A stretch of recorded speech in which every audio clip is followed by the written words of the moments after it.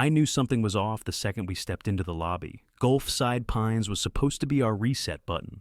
One last try at holding the family together before everything snapped for good.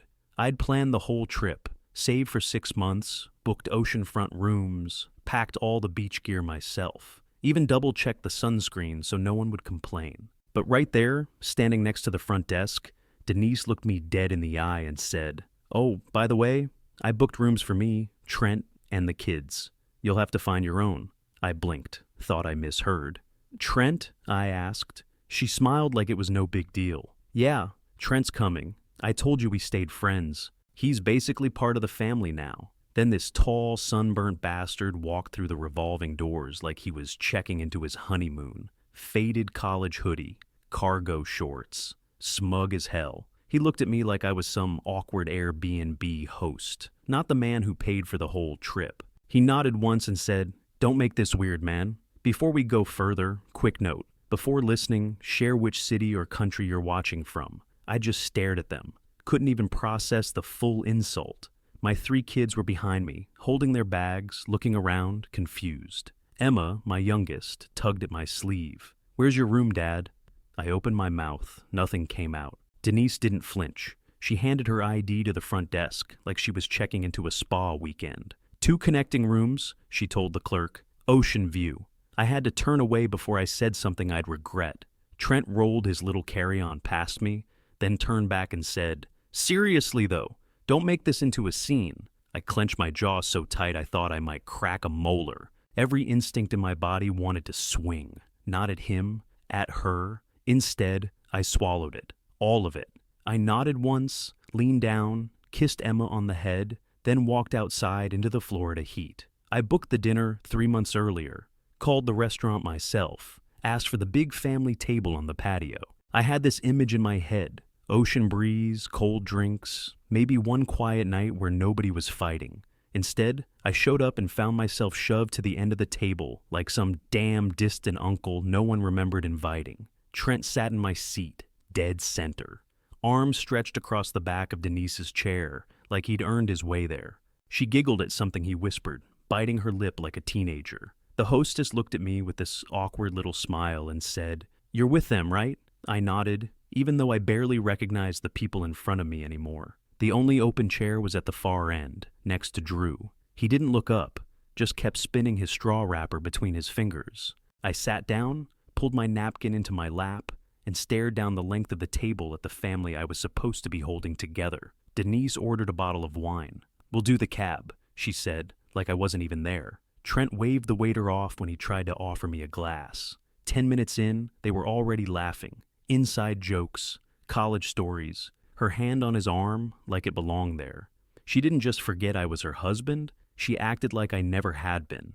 Trent leaned back in his chair and started talking about his motorcycle. Drew flinched every time he cursed, but Denise didn't say a word. Emma asked for chicken tenders, and Denise told her to get something grown up. Kyle asked about the pool hours, and Trent cut in, said he'd take them tomorrow. Just me and the kids. My fork froze halfway to my mouth. I looked at Kyle. He didn't meet my eyes, but his shoulders tensed. Halfway through the meal, Denise clinked her spoon against her glass and said, "Okay, kids, let's all raise a glass to your dad for tagging along like some excess baggage." The kids went dead quiet. I stared at her. She didn't blink. She kept that fake open-mouth smile like she'd just delivered a punchline on a sitcom. "Seriously," she added, "you know he couldn't let go. Not even for one trip." Trent laughed under his breath. "He's got that divorced dad vibe already," he said, shaking his head. "The cargo shorts, the awkward silences. It's textbook." Drew looked down at his plate. Emma poked at her peas. Kyle straightened up, jaw tight, fists under the table. I saw it, that flicker of anger behind his eyes. But he didn't say anything. He just sat there and swallowed it. Same as me. That's when I stood up. Chairs scraped the concrete loud enough to make people look. I didn't say a word. I didn't throw a fit or make a scene. I just pushed the chair back into place, nodded once to Drew, and walked toward the exit. No one stopped me. Denise didn't even glance up. Out in the parking lot, I stood still for a second, watching the ocean across the street. I could still hear them laughing behind me, forks clinking, Trent's stupid voice carrying in the air like this was just another beach night with the new family. I walked straight across the lot, past the valet stand, didn't even check my phone. I already knew what I had to do. I didn't look back. I walked 2 blocks down, caught a cab to the other end of the resort, and paid for my own suite under a different name. No one knew where I went. No texts, no location sharing, no explanation. By the time I dropped my bag and locked the door behind me, my phone was already buzzing. Denise, then Kyle, then home, then Denise again. I let it ring every time. I had nothing left to say that wouldn't explode the whole thing right there. I sat down at the little round desk by the window, plugged in my laptop, and opened the banking dashboard. Our shared business accounts came up in a few clicks. She always said she was the brains behind our money. The branding, the marketing, the image. But I was the one who registered the LLCs. I set up the EINs. I did the taxes, the contracts, the asset filings. Everything was under my name, and she never paid attention to that part. I started with the checking account, the one we used to pay vendors and process orders from her boutique. I transferred everything over to a separate business account I'd set up 6 months earlier, just in case. I'd never told her it existed. It was buried under a holding company she'd never seen. Then I froze the backup card we used for monthly expenses. After that, the joint savings. Gone. Not stolen, not hidden. Just legally moved into my own protected account. The texts kept coming. Denise. Where are you? Denise. You're ruining the trip. Denise. Are you seriously pouting over dinner? I ignored them all. Next up were the 2 rental homes we bought 3 years ago. One in Ocala, one outside Tampa. Both technically belonged to my LLC. Denise had never bothered to learn how they were structured. She just liked bragging about them to her friends like we were building an empire. I opened the property management portal, switched the payment routing, and scheduled the ownership transfer into a trust I controlled solo. That alone would freeze her access until the dust settled. By midnight, I'd already set up fraud alerts, flagged any withdrawals over $200, and shut down the auto payments she used for her spa memberships and shopping accounts. She had no idea I was the one holding the reins the entire time. I looked out the window. Her suite was somewhere across the resort, lights on, probably drinking wine and making fun of me while the kids tried to act like everything was normal. By the time I shut the laptop and turned off the light, the money was gone. The homes were secure. The business? Mine again. She thought I was licking my wounds. Truth was, I was already 3 steps ahead. At 1:13 a.m., I called Marty Wolf. He picked up on the second ring. Talk to me, he said. I want to file for legal separation and full asset protection, starting now. He didn't need a backstory. Marty had heard enough over the last couple years to know where this was going. He'd been warning me for months that I needed to be ready. I told him I wasn't sure back then. I was sure now. I'll draft the separation, file the freeze orders, and queue up the service, he said. You want it delivered here or back home? Here, I said, before the week is out. Marty grunted. You got it. While he got to work, I kept going. I logged back in, triple-checked all the transfers, made sure the accounts were clean, verified the routing changes on both properties. I combed through the business licenses, re-downloaded the ownership documents, saved everything to 2 encrypted drives, and emailed copies to Marty. At 3:42 a.m., I called the bank and flagged 3 accounts for suspicious activity. All legit, all in my name. They froze them on the spot. No access until verified. Her cards, her auto drafts, her logins. Dead weight now. I booked a courier to hand-deliver backup forms to our accountant back home. I wasn't leaving any gaps. Denise wanted a show, and I was about to give her one with legal lighting and financial sound effects. By sunrise, Marty sent me a text. Marty, drafts are done. You'll have copies by 9. Service scheduled. At 7:50 a.m., I called the last account, the one tied to her boutique's shipping vendor. I killed the card, updated the billing to a locked backup, and paused the whole vendor system pending internal review. That would take at least 10 business days to sort. At 8 was on the dot, her access officially died. No email, no text, no alert, just gone. All those years she spent bragging about being the brand, the image, the storefront, the face. That was fine. I was the foundation, and I just pulled the bolts loose. I stood by the window in my suite, coffee in hand, watching the sun crawl up over the palm trees. I imagined her across the resort, still sleeping, maybe wondering why her phone wouldn't connect to the bank app. Maybe she'd try to book a massage and get denied, or swipe a card at the gift shop and hit a wall. She walked into this place like she was on vacation. She had no idea it was a battlefield, and I had 6 hours of silence behind me. 6 hours of pure, unchallenged momentum before she'd even start to figure it out. I sipped a black coffee from the pool bar and leaned on the railing of the upper deck, right above the resort checkout counter. Palm trees rustled. A few families were dragging beach bags to their cars, and Denise. She was right on schedule. She stepped up to the front desk in sunglasses and wedge heels, rolling 2 bags and tossing her hair like she owned the building. Trent stood behind her, arms crossed, chewing gum like some bored teenager at the DMV. The kids lingered by the sitting area, looking drained. The clerk asked for her room number. Denise smiled, handed over her card. It took about 10 seconds. Declined. The smile cracked just a little. She glanced at Trent. The clerk tried again. Declined. Denise leaned in, whispering now, "There must be some mistake. Try it again, please." Her posture changed. One heel started bouncing. She looked back at Trent like he was supposed to fix it. He stepped forward and pulled out his wallet. "I've got it," he said, handing over a card like he thought it would impress her. The clerk swiped it, waited, declined. Nearby, a couple in tennis gear paused at the coffee stand and started watching. A family sitting with their check-in packets leaned toward the desk, listening.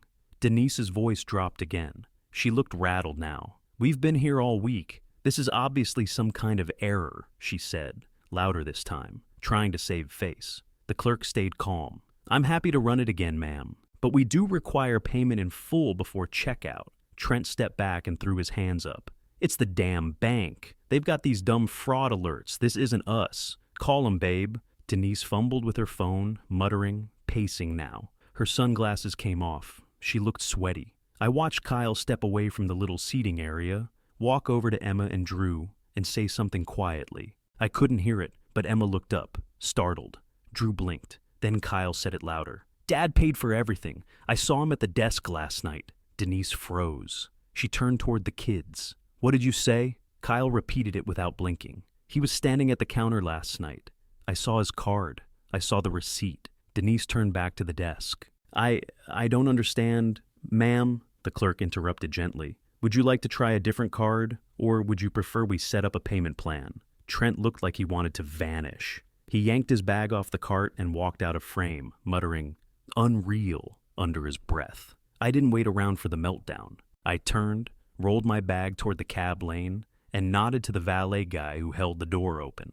As I stepped into the cab, I caught one last glimpse of her through the glass doors. Phone pressed to her ear, face flushed, arms waving, guests watching. She looked like someone who just realized they'd been outplayed. Hard. And me? I sat back, shut the door, and finally exhaled.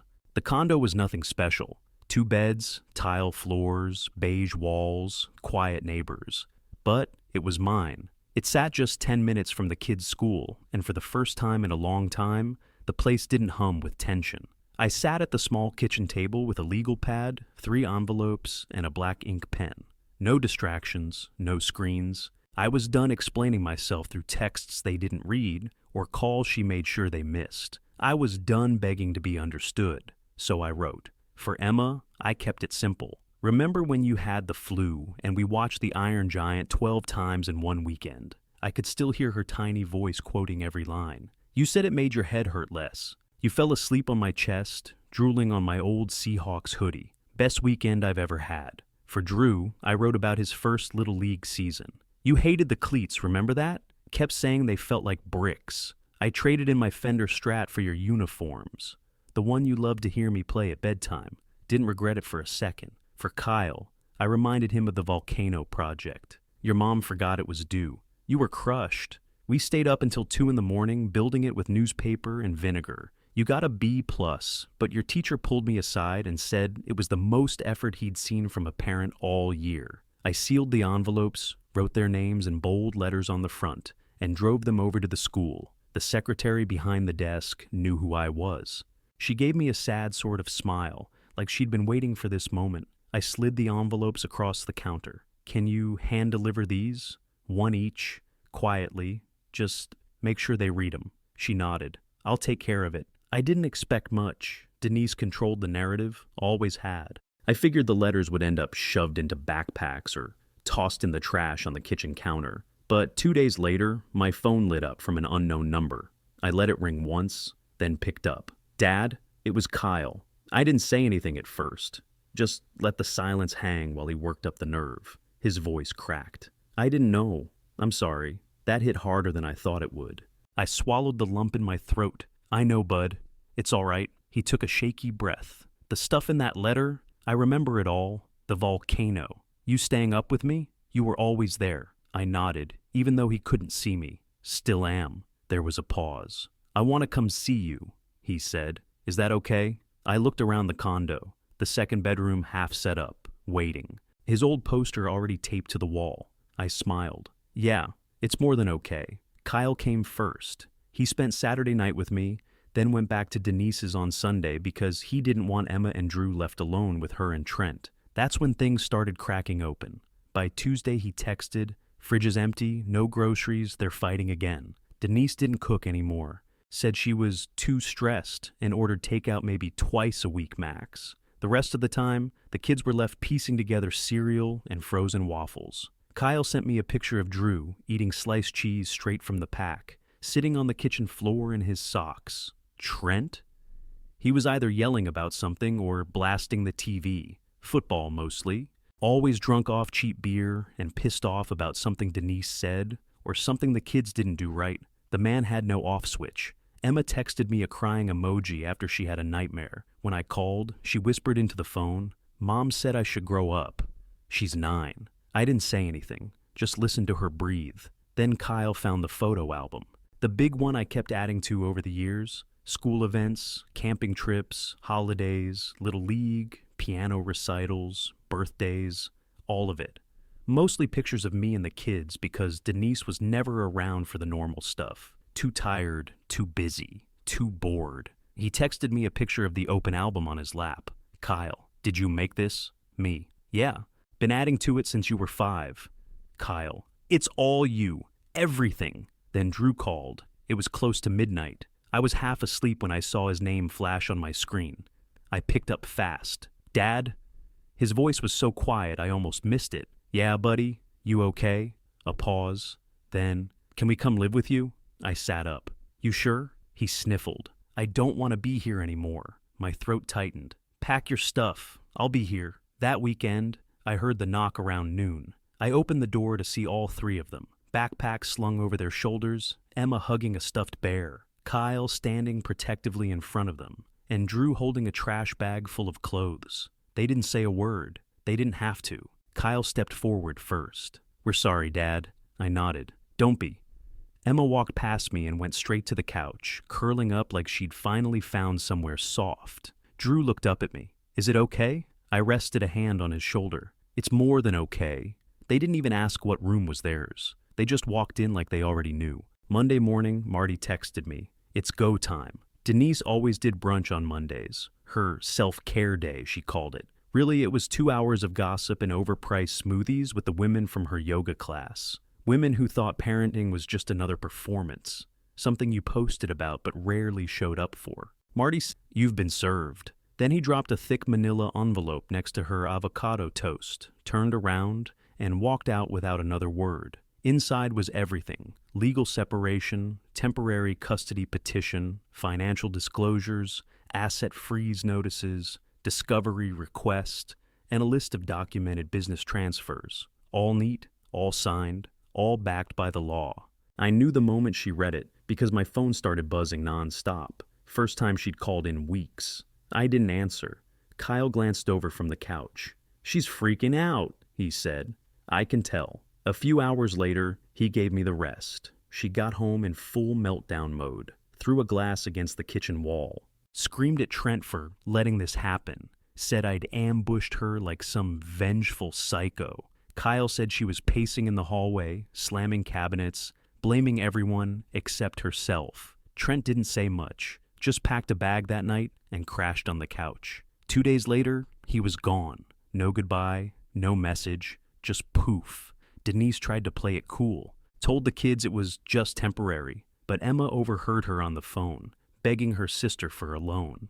I got a text that afternoon from an unknown number. All it said was, "She's asking people for money. Nobody's biting." A week passed. No more calls from her. Just silence. The same kind I gave her when she thought I'd rolled over and disappeared. Now she got to sit in it. I drove by the old house one night just to see it.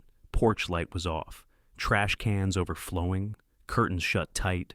No laughter, no music, no cars in the driveway. She built a kingdom on control, image, reputation. Meanwhile, I built something slower. Paperwork, proof, history. I let her believe I was asleep at the wheel. That envelope at brunch was just the ignition. I mailed it on a Thursday. Certified. Signature required. No room for lost in the mail excuses. 32 pages, printed single-sided, organized by category, with receipts and account numbers to back every line. Mortgage payments, every month, 15 years, private school tuition, all 3 kids, all up front, paid for my accounts. Hospital bills. The night Drew broke his wrist, Emma's tonsillectomy, Kyle's concussion from football. I covered it all. Quietly, consistently. Page 12 was a breakdown of extracurriculars. Baseball registration, soccer cleats, piano lessons, dance recitals. Every line item with a date, a check number, and a canceled transaction. Page 19, vacations. The Disney trip she said she planned herself. Nope, booked and paid by me. Same for Yellowstone, Myrtle Beach, and that cabin in Asheville. She picked the filters. I paid the invoices. But what I really wanted her to see was page 27, a spreadsheet labeled Unpaid Labor, Boutique Fulfillment Support Hours, 1,470 duties, inventory management, package shipping, returns, customer service emails, web maintenance, pay, euro amount. That's euro. She used to brag to her friends that I helped a little on weekends. The truth was I ran the back end of her entire online store while she took yoga selfies and watched TikToks. The last page was just one line. Silence wasn't surrender. It was planning. Marty said it was overkill. I said it was overdue. Kyle texted me 2 days later. Kyle, just found mom in the garage crying. Me, she okay? Kyle, she was holding a returned package, one of the boutique boxes. Kyle, didn't say anything, just sat there. I didn't reply. Kyle said she barely left her room that week. The yoga friends stopped coming around. The wine bottles stacked up in the bin out back. Even her sister stopped replying to her texts. Meanwhile, the kids? They adjusted faster than I expected. Drew kept his head down, did his homework at the kitchen counter. Emma started sleeping through the night again. Kyle helped me fix the shower in the guest bathroom, like he'd been waiting for a reason to feel useful again. None of them asked about Denise. They didn't have to. Her name barely lived in our house anymore, just floated around like a forgotten radio station you might stumble across by accident. I gave her everything she asked for, the spotlight, the show, the chance to call me weak and distant. She could have kept the illusion going forever if she'd just left it alone. But she pushed. She laughed in my face. She thought I'd stay quiet. Now all she had was an empty house, a dead business, and a 30-day clock ticking over her head. I closed on the house in late October. 4-bedroom ranch, edge of town, just far enough from the noise, but close enough to the school and the grocery store. Nothing flashy, just clean, quiet, and ours. The day we moved in, Emma walked into the empty room at the end of the hall and claimed it without asking. Purple walls, she said, with those glowing star stickers on the ceiling. I painted it that weekend. She helped, got more on the floor than the wall, but it didn't matter. Drew picked the garage. We cleaned it out, laid a rug down, slapped some paint on the walls, and turned it into a little den. His baseball posters went up first, then his glove on a hook, then his old team jersey, framed like it belonged in Cooperstown. Kyle didn't say much that first week, just followed my lead. One afternoon he asked if we could build a fire pit. I said sure. We drove to the hardware store, grabbed bricks, gravel, and a steel ring. Took 2 afternoons and a few burnt hot dogs, but we got it right. Every Sunday after that, we grilled burgers out back. No yelling, no judgment, no walking on eggshells. Just the 4 of us around a fire, laughing about nothing and everything. I picked up work again. Freelance accounting, clean books, steady clients, Most of them used to work with us back when Denise ran the front desk. They called me directly now. One of them even said, "Glad it's just you. Always preferred how you handled things." 6 months later, Denise moved out of the city. Nobody knew where she went. Nobody asked. Trent was long gone by then. The kids didn't bring either of them up. That night by the fire pit, Kyle sat beside me, flipping a stick through the flames. He didn't look up when he said it. "You were always the one holding us together. We just didn't see it." I handed him a cold Coke, cracked one open for myself. "Now you know," he nodded, took a sip. No more words needed. The house was quiet. The kind of quiet that feels earned. The kind that tells you the storm passed and you're still standing. My silence was never weakness. It was strategy, and I played it to the end. Would you have walked away or burned it down like I did? Drop your answer in the comments. And don't forget to like and subscribe for more stories like this.